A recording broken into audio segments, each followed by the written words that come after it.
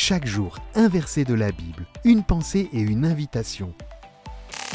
Plus de power avec Léo. Quand l'un de mes enfants était un nouveau-né, je me souviens qu'il pleurait sans cesse et nous n'arrivions pas à comprendre ce qu'il avait. C'était tellement frustrant, les amis.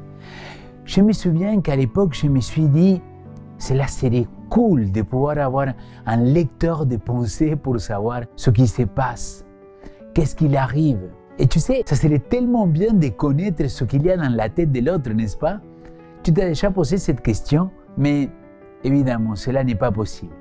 Tu sais, quand tu penses à quelque chose de tellement personnel que tu te dis que personne d'autre ne peut comprendre, c'est un peu comme ça avec Dieu. Sauf qu'il y a une subtilité. Imagine quelqu'un qui puisse seulement comprendre ce qui se passe dans ta tête, mais aussi te révéler des choses sur lui que tu n'auras jamais imaginées.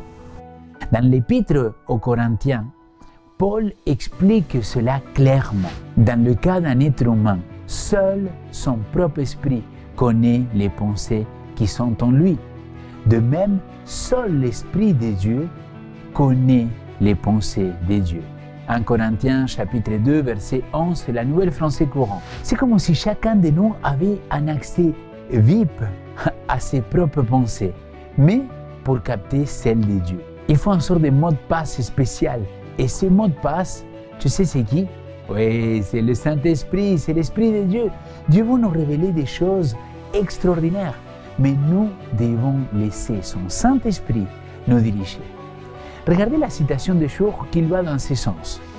La révélation n'est pas la création ou l'invention de quelque chose de nouveau, mais la manifestation de ce qui était avant d'être révélé, inconnu aux êtres humains. Les éternelles et grandes vérités contenues dans l'Évangile sont révélées par le moyen d'une étude diligente et d'une humiliation de soi devant Dieu. L'enseignant divin conduit la pensée de l'humble chercheur de vérité et par la direction du Saint-Esprit, les vérités de la parole sont portées à sa connaissance. Il n'existe pas de moyen plus certain et plus efficace. Cher ami, chercher la vérité, chercher ce que Dieu il a voulu nous révéler, ce n'est pas juste une quête solitaire ou un hobby. C'est un voyage guidé par l'Esprit de Dieu qui t'ouvre les cieux sur des réalités qui dépassent l'entendement humain. C'est fou, non? Plus tu te connectes à ce guide divin, plus tu découvres des choses incroyables sur Dieu et sur ta vie et sur celle des autres. Alors, es-tu prêt à plonger dans cette aventure?